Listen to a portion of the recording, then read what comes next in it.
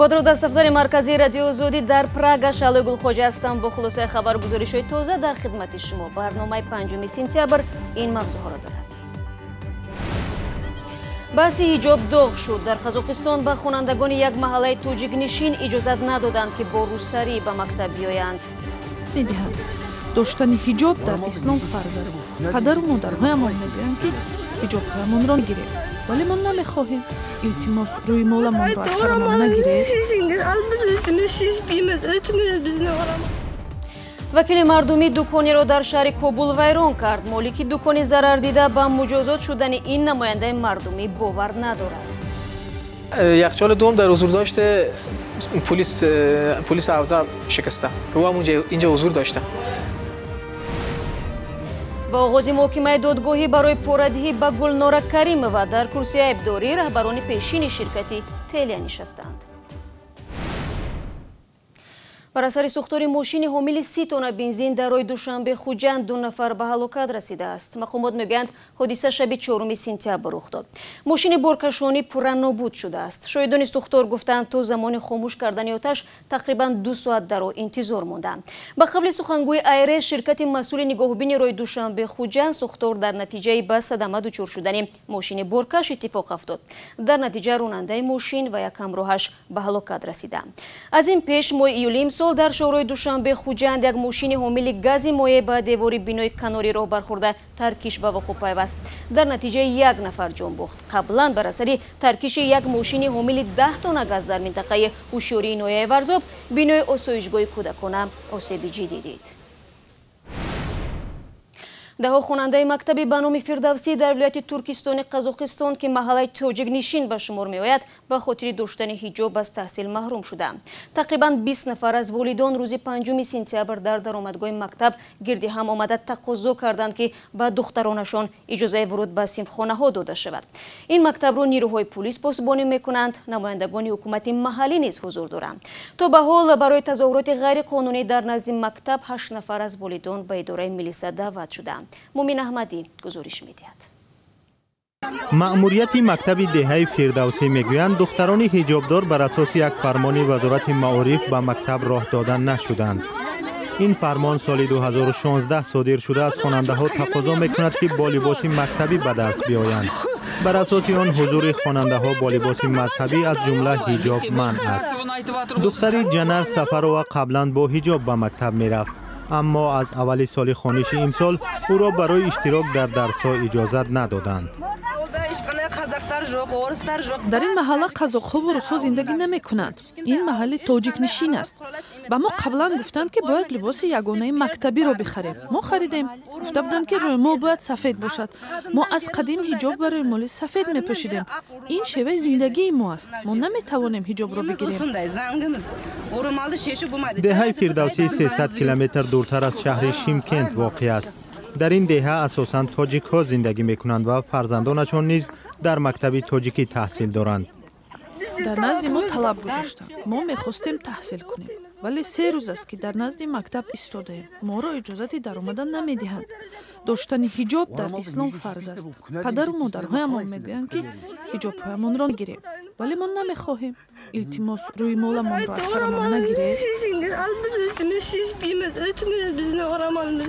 از این پیش روزی 4 سپتامبر نیز والدان دختران حجابدار در نزد مکتب فردوسی جمع آمدند.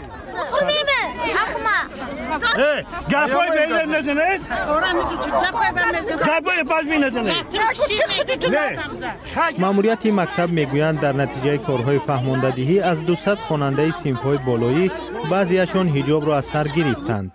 سالهای آخر حکومت قزاقستان به عنوان مبارزه با افراطگرایی ارزش‌های ملی را تبلیغ می‌کند. در وزارت معارف قزاقستان گفتند که قرار است یک کمیسیون مخصوص برای حل مثبت مسئله به مکتب فردوسی فرستاده شود.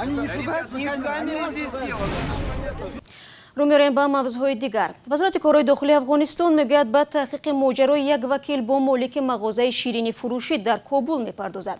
در پی این جنجال که روز یکشنبه به عمل آمد نماینده مردمی در پارلمان وسایل داخل مغازه را شکست. هنوز روشن نیست که وکیل را برای تخریب کاری مجازات میکنند یا نه، اما به گفته دکاندار او $4000 خسارات مالی و ضرری جسمانی دیده است. این نوار وکیل مردمی افغانستان است که دکان قنادی یکی از بازارهای کابل را تخریب می‌کند. وکیل مردمی هما سلطانی با استفاده از کرسی یخچال‌های فروشگاه را شکست. صاحب دکان میگوید سلطانی برای کودکان گدا شیرینی خرید. وقتی که دکاندار از آنها خواست که این مکان را ترک کنند، وکیل به حمله گذشت. دیروز حوالی ساعت 4:30 خانم هما سلطانی با یک حالت غیر نرمال وارد دکان شدن. اونا وقتی که داخل دکان آمدن 2 نفر 3 نفر از همین گدایگرایی که در بیرون گدایی میکنن و همیشه به یک نحوی مزاحمت میکنن برای مردم، اونا رو با خود آورده بودن. وقتی من آمدم پیششان گفتم اینا خود کیک خوردن، اگر میشه برن، به خاطری که برای مشتری مزاحمت میشن. اما و یک بار دیدم که بلند شد به من فحاشی کرد.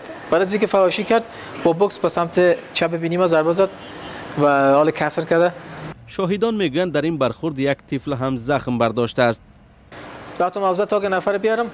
این 2 یخچالی که شیشه بزرگ است بسیار قیمت هم داره، اینا رو میده کرد در بار دوم. بله، یخچال دوم در حضور داشته پلیس حوزه شکسته. او هم اینجا حضور داشته. پلیس بودن که بله یخچال دوم و دست پلیس هم زخمی کردن. نوار حادثه در شبکه توییتر بیننده زیادی داشت.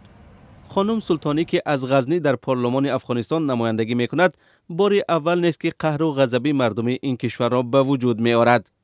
سال 2011 هم سلطانی گفته بود که رهبر جنبش طالبان ملا عمر را در خانه‌اش مهمانداری کرده است. تا هنوز سلطانی به درخواست رادیوی آزادی درباره شرح این حادثه پاسخ نداده است.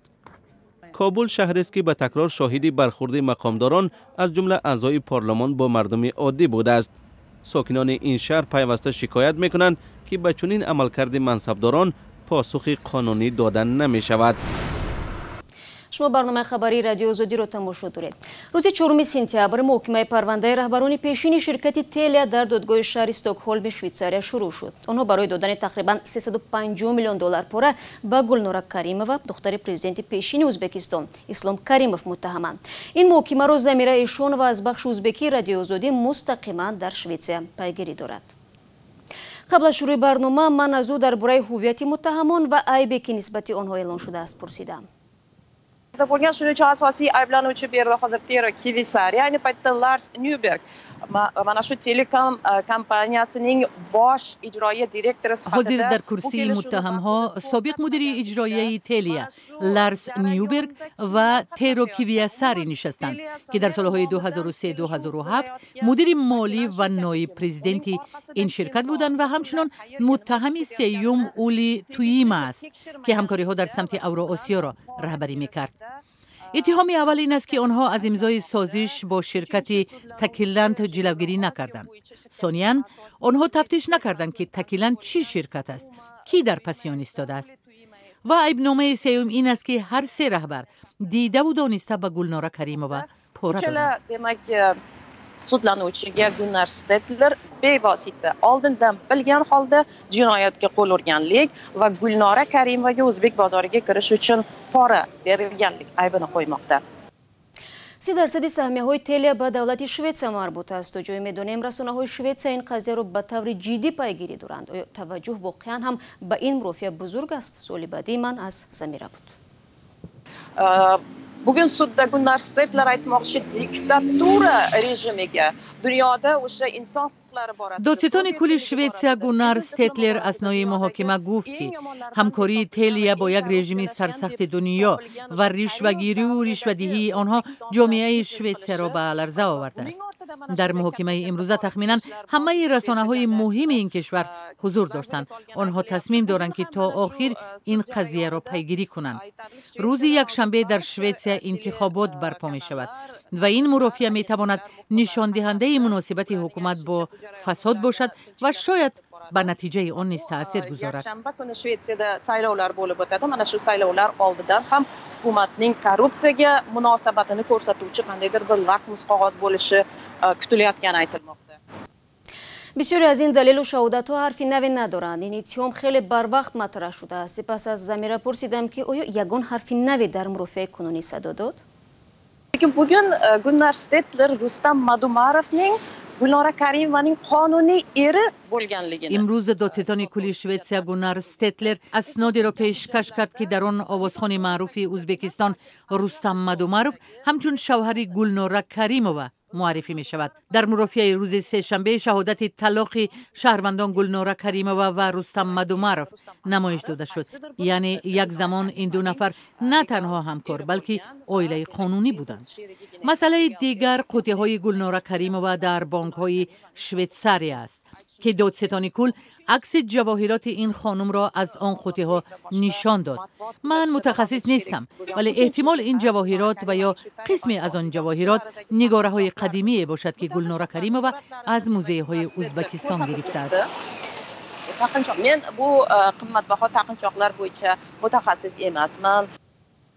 این بود ضمیره شون و از بخش ازبکی رادیو آزادی که در باره مرافعه گلنارا کریمووا در شویتسیا اطلاع داد. باز یک تفصیلاتی که در این محکمه آشکار شده است این است که بر پایه وصیت‌نامه رهبران تکیلند یعنی شرکتی که از سوی گایانه افکیان و رستم مدوماروف امضا شده است در حال مرگ این دو نفر تمام مالکیت به نام آنها ثبت شده میبایست به گلنارا کریمووا گذرد و طبق وصیت‌نامه دیگری در صورت مرگ گلنارا کریمووا مالکیت او در شکل کامل باید به نام پسرش اسلام کریموف یعنی نبیره اسلام کریموف واگذار میشد.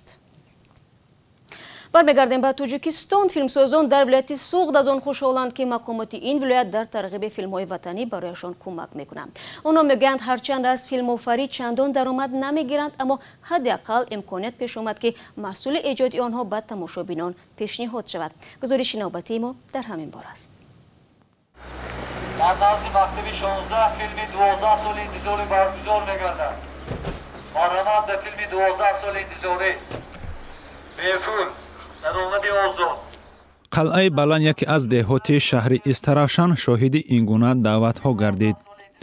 کارمندان سوخت سینما در شهر و دهاتی سوخت با چنین شیوه سینمای ملی را ترغیب می‌کنند. ما یکی از بردهای فیلم تاجیکی از این نمود مثلا نمایش دادن فیلم‌ها در دهه‌ها این است که فیلم مردمی میشد. مردم دوباره باور میکنند به سینما. بسیاری از شهر و دهه‌ها در سوخت تالار سینما ندارند. فیلم‌ها در هوای باز نمایش داده می شود.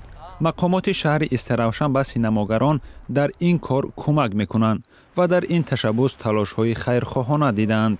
فیلم‌های تربیوی میباشند و به مفکوره مردم، به دل مردم مینشینند.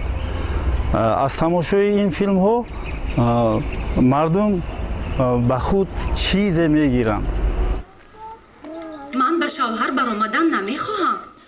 12 سال تنهایی از آفریده‌های جدید سوخت سینما از تلاش‌های یک دختر دهاتی نقل می‌کند که آرزوی ادامه تحصیل را داشت اما والدین او را به شوهر دادند به کنیز خاندان او تبدیل یافت. دخترم من غفار را سالهای زیاد میشناسم. انسانی خوب است. امیدوارم که به فرزندش هم تربیت خوب داده است و همچون انسانی نیک به وای رسانده است. دادا